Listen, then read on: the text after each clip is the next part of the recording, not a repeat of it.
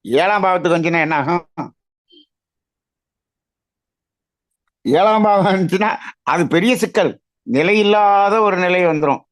அப்ப இந்த 1, 2, 6, 7, 10 இதெல்லாம் வந்து ரொம்ப ரொம்ப நிலையான பாவங்கள். ஒரு வாழ்க்கையில இந்த பாவங்கள்லாம் எப்படி இருக்கும்னா, அது வாழ்க்கை முழுவதும் நடக்கக்கூடிய ஒரு அதாவது நீடித்து நிலைத்து காட்டக்கூடிய ஒரு, இப்ப கல்யாணம்னா வாழ்க்கை முழுவதும் இருக்கக்கூடிய கல்யாணம், வேலைன்னா வாழ்க்கை முழுவதும் பார்க்கக்கூடியது, தொழில்னா வாழ்க்கை முழுவதும் பார்க்கக்கூடியது. அப்ப அதே மாதிரி இந்த லக்கினம் என்பது வாழ்க்கையே அதுதான். 2ஆம் பாவம் அது பொருள் இல்லாம முடியா, நமக்கு அடிப்படை பொருளாதாரம். அப்ப இதெல்லாம் வாழ்க்கையில வேணும். மற்றதெல்லாம் இப்ப 3ஆம் பாவம், 5ஆம் பாவம், 4ஆம் பாவம், இப்ப வீடு அப்படிங்கிறதுனா 4ஆம் பாவம் வீடுன்னு சொல்றோம். ஆட வீடு இப்ப வருது, அப்ப வருது. வீடை கூட மாத்திக்கிட்டே இருக்காருன்னா வாடகை வீட்டுல இருப்பாருன்னு வச்சுக்கலாம். இது கூட பிரச்சனை இல்லை. மற்றதெல்லாம் வந்து ஒரு நிலையான பாவம் சொல்ல முடியாது.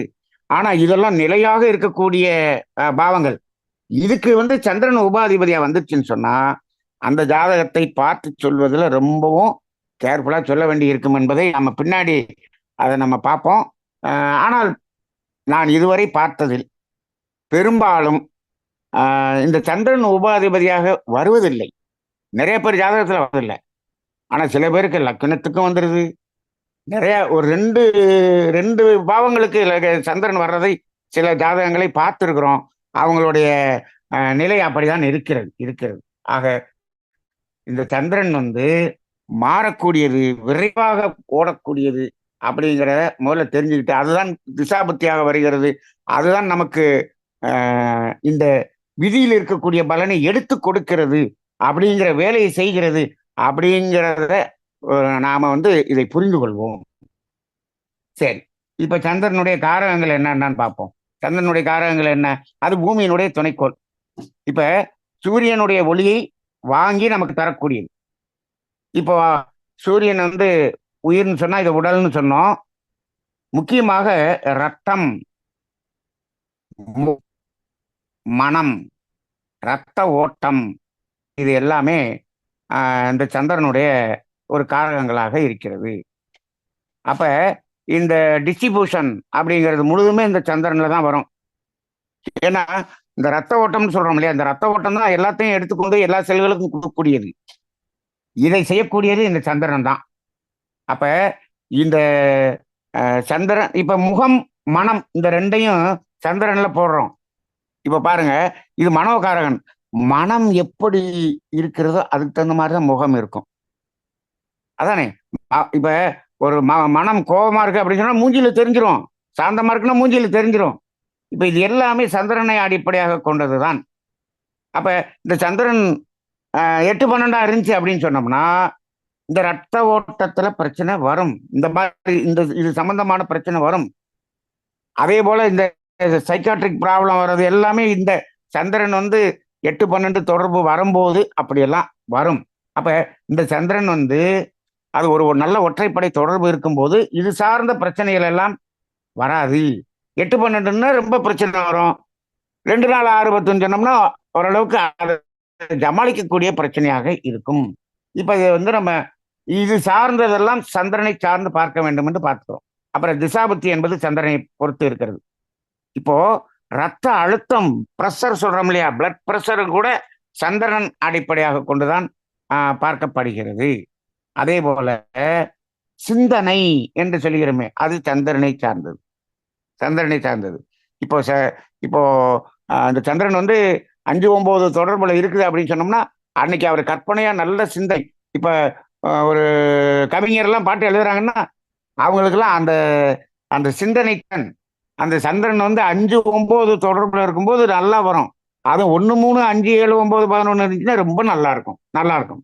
அதே சமயத்தில் 2-4-6-10 சந்திரன் இருக்குன்னு வச்சுங்க, அவருடைய சிந்தனை முழுவதும் எப்பயுமே என்ன இருக்கும், இந்த பொருளாதாரம் சார்ந்து புற வாழ்க்கை சம்பந்தப்பட்டதுலயே இருக்கும்.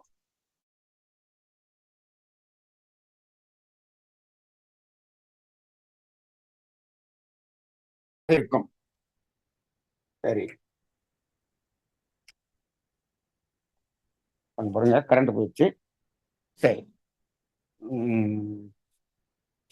வாழ்க்கொள்ள அடுத்தது சிந்தனை. அதுக்கடுத்தது இந்த சந்திரன் என்பதுதான் உடம்பினுடைய குளிர்ச்சி என்பது இந்த சந்திரனை சார்ந்ததாக இருக்கிறது. அப்ப என்ன ஆகும், அந்த சளி சம்பந்தப்பட்ட நோய்கள் இது எல்லாமே இந்த சந்திரனை அடிப்படையாக கொண்டுதான் பார்க்கிறோம். அதன் பிறகு உறவு முறைகளில் இந்த சந்திரன் தாய் என்பதை குறிக்கும். சூரியன் என்பது தந்தையை குறிக்கிறது அல்லவா, இது தாய் என்பதை குறிக்கக்கூடியதாக இருக்கும். அதே போல மாமியாரையும் குறிக்கும். மூத்த பெண்கள் யாராக இருந்தாலும், அதாவது நமக்கு வயசுக்கு மூத்த பெண்கள் யாராக இருந்தாலும் அது இந்த சந்திரனை சார்ந்ததாகத்தான் இருக்கும். அதே போல இந்த சமைத்த உணவுகள், காய்கறிகள், காய்கனிகள் இது எல்லாமே இந்த சந்திரனை சார்ந்ததாக இருக்கும். இதுல பெரும்பாலும் புதன் சார்ந்ததாக இருக்கும் இந்த பழங்கள் எல்லாம். ஆனால் புதன்ல ஒரு 70% வரும், சந்திரன்ல ஒரு 30% வரும். இப்போ இந்த பால், தயிர், இந்த வெள்ளை கலர்ல இருக்கக்கூடிய பொருள்கள் எல்லாமே சந்திரனை அடிப்படையாக கொண்டதாக இருக்கிறது என்று சொல்றாங்க. சரி, அதே போல அரிசி, உடல் சக்தி அப்படிங்கிறது சந்திரனை அடிப்படையாக கொண்டு பார்க்கணுங்கிறாங்க. ஏன் அப்படின்னம்னா, இப்ப இந்த அரிசி அப்படிங்கிறது சந்திரன்ல வரும்போது உடல் சக்திங்கிறது அதுல வந்துடுது. அதே போல இந்த இது எல்லாம் வரும்போது அந்த ஹோட்டல் இண்டஸ்ட்ரி ஃபுல்லா சந்திரனை அடிப்படையாக கொண்டு இருக்கிறது. அதே போல தண்ணீர், விரைவாக செயல், அதாவது விரைவான செயல்கள் அனைத்தும். அதே போல அடிக்கடி இடம் மாற்றம், பயணம், இது எல்லாமே நீர்நிலைகள், ஆறு, ஏரி, கடல் இது எல்லாமே சந்திரனை சார்ந்ததாக இருக்கிறது என்பதை தெரிந்து கொள்வோம். அதே போல இந்த சந்திரனுக்கு தெய்வம் என்று சொன்னால் சாந்தமான பெண் தெய்வம், அதாவது பகவதி என்று சொல்வார்கள். நிறம் வெண்மை, உலோகம் அலுமினியம். இந்த சந்திரனுக்கு அந்த கல்லு, ராசிக்கல் சொல்லுவாங்க, அது முத்து. திசை தென்கிழக்கு. தானியம் அரிசி. இந்த அடிப்படையில் இதெல்லாம் நம்ம சும்மா தெரிஞ்சுக்கிறோம். இப்ப இந்த காரகங்களை அடிப்படையாக கொண்டு சந்திரனை பார்க்க வேண்டும். ஆனால் சந்திரன்ல முழுக்க முழுக்க முழுக்க அந்த திசா புத்தி, அந்தரம், சூட்சுமம் இதுதான் இந்த சந்திரனை அடிப்படையாக கொண்டு பார்க்கக்கூடியதாக இருக்கிறதுனால அந்த ஒரு திசை வரும் பொழுது ஒரு திசை நடக்கும். இப்ப திசை, புத்திகரம், சூட்சுமம் இதுல 4 கோள் வரும். இப்ப சுக்கிர திசை தனி புத்தி, புதன் அந்தரம், கேது சூட்சுமம் அப்படி வச்சுக்கோங்க. இப்போ என்ன, இந்த 4 கோள்களிலிருந்து வரக்கூடிய அலைகளை அந்த சந்திரன் வாங்கி நமக்கு என்னாகும், நம்மளுடைய கர்மயத்துல பிரதிபலிக்கும். அப்ப இந்த சந்திரன் என்பது மூலமாகத்தான் நமக்கு நம்முடைய விதி என்பது நமது கர்மயத்தோடு தொடர்பு கொண்டு அதனுடைய விளைவுகளை கொடுக்கக்கூடியதாக இருக்கிறது என்பதை நாம் உணர்ந்து கொள்கிறோம். அப்ப அந்த சந்திரன் என்பது ஜோதிடத்திலே மிக மிக முக்கிய பங்கு வகிக்கிறது என்பதை தெரிந்து கொண்டு இன்றைய இந்த சிந்தனையை நிறைவு செய்து கொள்வோம். அடுத்த வாரம் செவ்வாய் என்ற கிரகத்தை பற்றி நாம் சிந்திக்கலாம். வாழ்க வளமுடன்.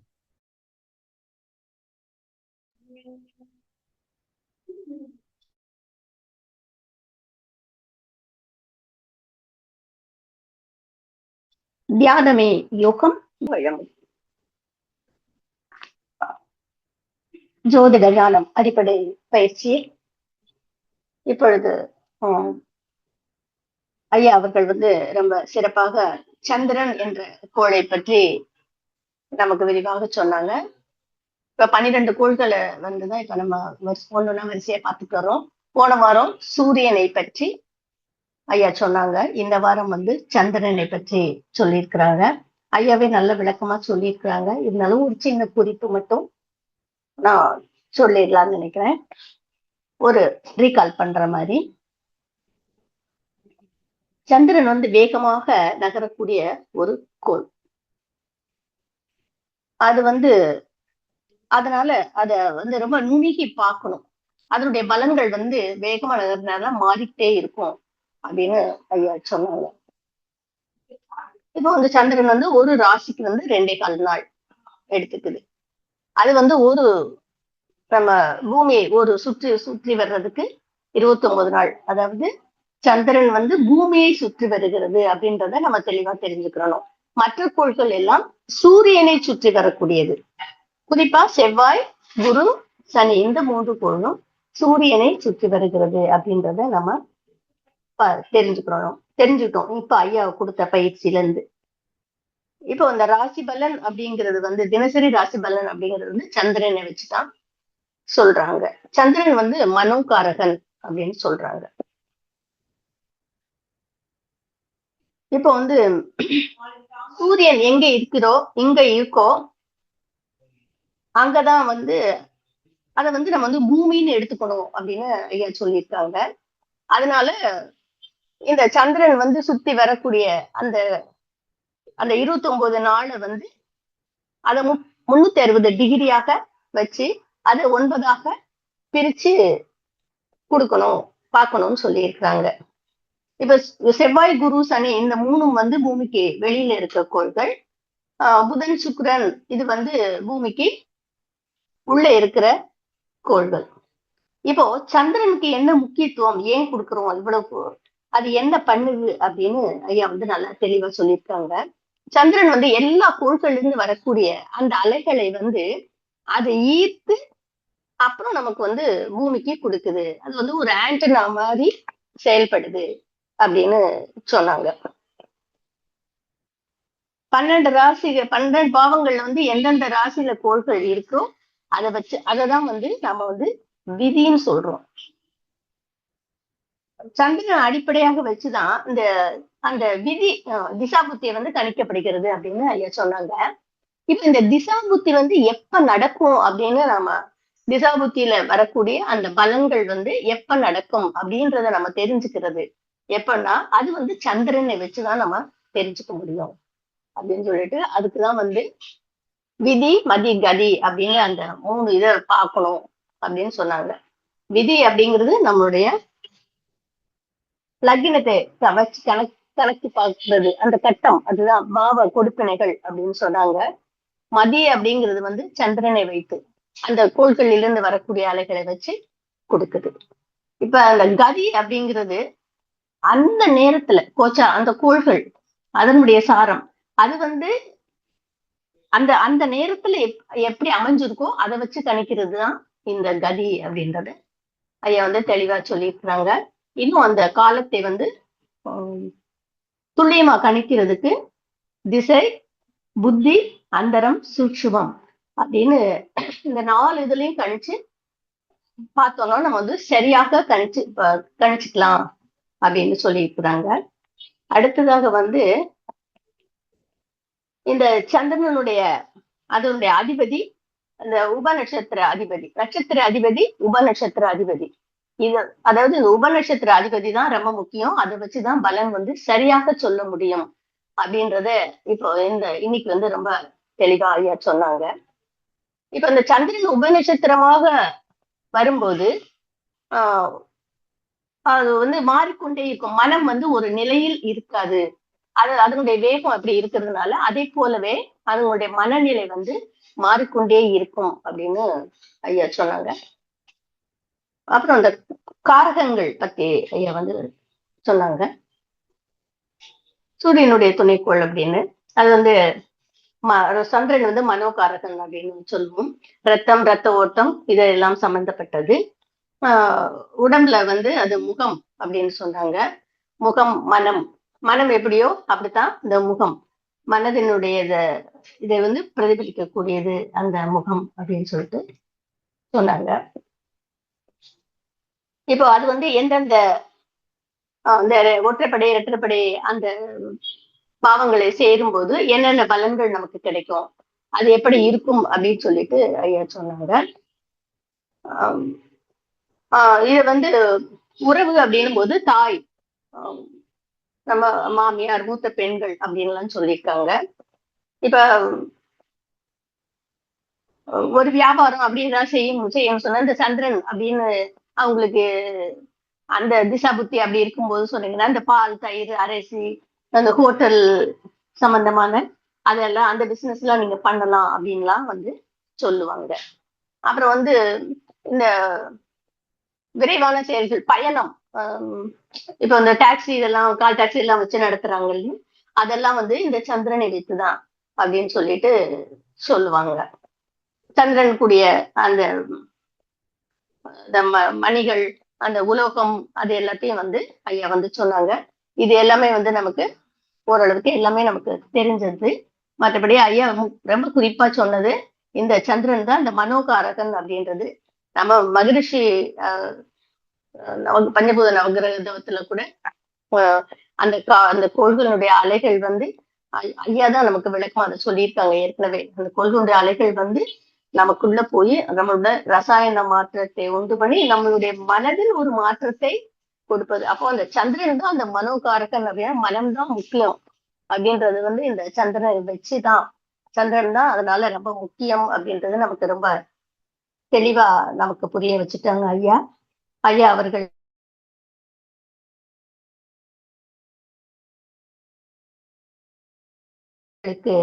ரொம்ப நன்றி. பேசி அளித்த ஐயா அவர்களை நாம் புரிய நிலையில் என்று வாழ்த்துவோம். இறைஞான ஆசிரியர் நண்பனி ஐயா அவர்கள் வாழ்க வளமுடன், வாழ்க வளமுடன். ஐயா கொஸ்டின் ஆன்சர் எதுவும் வச்சுக்கலாமாங்க ஐயா? கொஞ்ச நேரம் வச்சுக்கலாமா? நன்றி அம்மா. நான் தொடர்றேன். தியானமே யோகம், யோகமே ஞானம், தமிழ் ஆனந்த யோகம். வாழ்க வளமுடன். நன்றி ஐயா, மிக சிறப்பு. சந்திரனை பற்றி இன்று மிக தெளிவாக எடுத்துரைத்தீர்கள். மனோகாரகன் ஆக விளங்கக்கூடிய சந்திர புத்தி நமக்கு எவ்வளவு இருக்குதோ அது சிறப்பு என்பதை மிக தெளிவாக எடுத்துரைத்தீர்கள். சென்ற வாரம் சூரியனை பற்றியும் எடுத்துரைத்தீர்கள். மிக நன்றி ஐயா. கனகராணி அம்மா, வாழ்க வளமுடன். பேசலாமா நீங்க?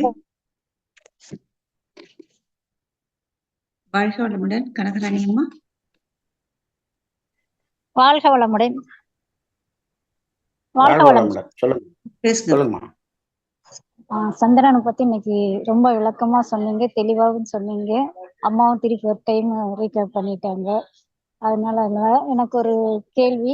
இப்ப வந்து சந்திரன் லக்னத்துல இருக்கும் போதும் வந்து இப்ப அவங்க புத்தி மாறி மாறி இருக்கும், வேலையெல்லாம் மாறி மாறி போகும், மனதை கெடுக்கும் அப்படிங்கிறீங்க.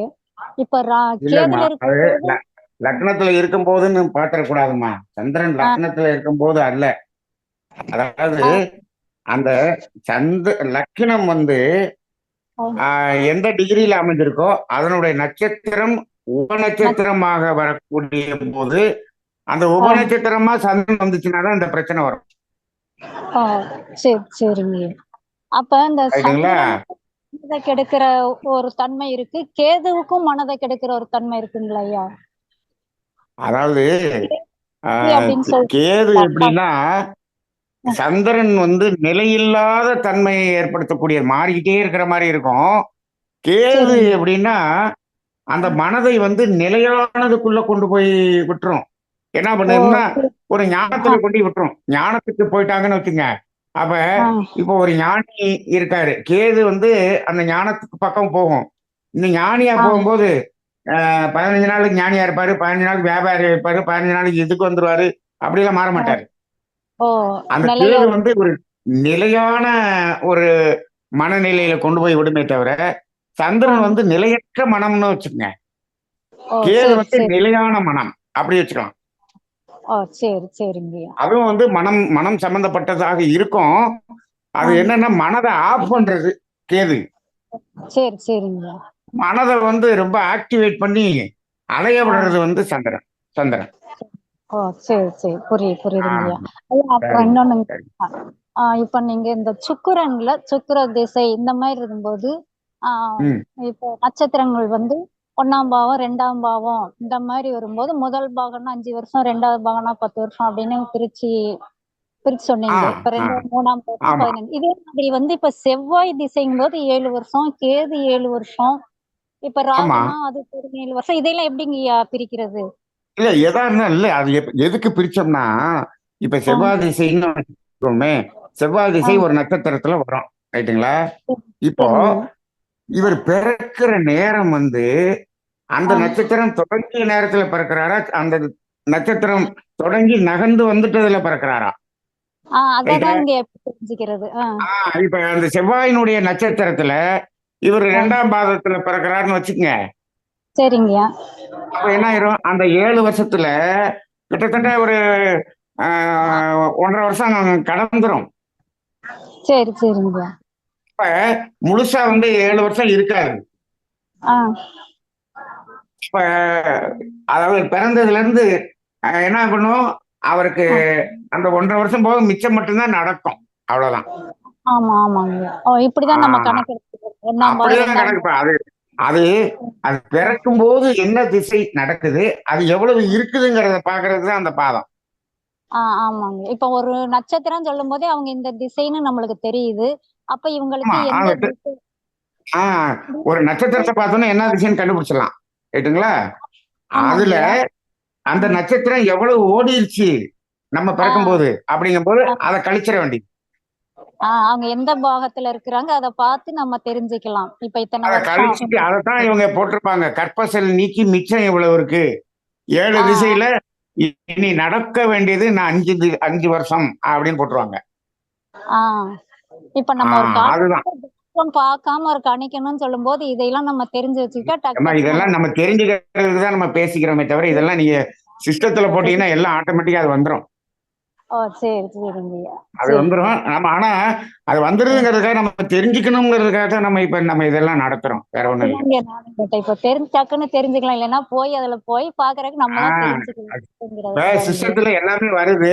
இது எப்படி வந்துச்சு அப்படின்னு கேட்டாங்கன்னா நமக்கு சொல்ல தெரியணும்ல, அதுக்காக தான் நான் நடத்துறேன். வேற ஒண்ணும் இல்லை. சரிங்க, ரொம்ப ஒண்ணுமே இல்ல. நீங்க எல்லா பேரும் சாப்பிட்டு வருவாங்க, இந்த பாருங்க இதை போட்டீங்கன்னா இப்படி வந்துருக்கு, இதை போட்டா இப்படி பலன் சொல்லுங்க அப்படின்னு சொன்னோம்னா ஒரு 2 நாள் நேரடி நிகழ்ச்சி கொடுத்தோம்னா டக்குன்னு 2 நாள்ல நடத்தி முடிச்சிடலாம். ஆனா இது ஏன் வந்துச்சு, எப்படி வந்துச்சுன்னு தெரிஞ்சுக்காம இருந்தோம்னா நம்ம எப்படி சும்மா அந்த இப்படி வந்தா இந்த பலன், இப்படி வந்தா அந்த பலன், அது ரெடிமேட் ரசம் மாதிரி ஆகி போயிடும். ரெடிமேட் ரசம் பாக்கெட்டை வாங்கி போட்டோம், ரசம் வச்சுட்டோம்னு வச்சுக்கோங்க. ஏமா இந்த ரசத்துல என்னென்ன இருக்குன்னு கேட்டா ரச பாக்கெட்டை போட்டாங்க அவ்வளவுதாங்க தெரியும். ஆனா அதுல மல்லி இருக்குது, பூண்டு இருக்குது, புளி இருக்குது, இதெல்லாம் சொல்ல தெரியணும்ல. அதெல்லாம் அப்படியா, எனக்கு அதெல்லாம் தெரியாது, ரச பொடியை தூக்கி உள்ள போட்டேன் ரசம் வந்துருச்சு அப்படின்னு சொன்னா அது எனக்கு அப்படிதான் ரசம் வைக்க தெரியும்னா அந்த மருமகளை என்ன பண்றது? அது மாதிரி. அதனால அதை தெரிஞ்சுக்கணுங்கிறது தான் நம்ம இதெல்லாம் நம்ம விரிவா பேசுறோம். ரொம்ப விளக்கமா கொடுத்தீங்க. அதனாலதாங்க இப்ப சாதாரண உனக்கு தெரியாதவங்களுக்கு கூட இப்ப தெரிகிற அளவுக்கு நீங்க கொடுக்குறீங்க இல்லையா? ரொம்ப சிறப்புங்கய்யா. நன்றி அம்மா, வாழ்க வளமுடன். ரவிசங்கர் ஐயா, வாழ்க வளமுடன். பேசலாங்க ஐயா.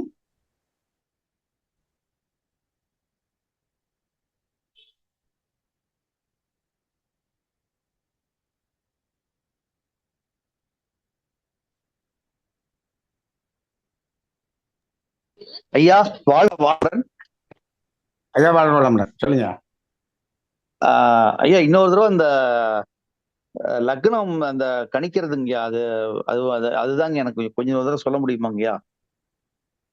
ஷார்ட்டா சொன்ன. நம்ம அது ஏற்கனவே 2 தடவை நடத்திட்டோமே. அதாவது சூரியன் எந்த ராசியில இருக்கு, ரைட்டுங்களா? தமிழ் மாசத்துல ஒவ்வொரு ராசி மாறும், ரைட்டுங்களா? ஆமாங்கய்யா. அப்ப எந்த மாசம் எந்த ராசியில இருக்குன்னு பாத்துக்கிறோம், ரைட்டுங்களா?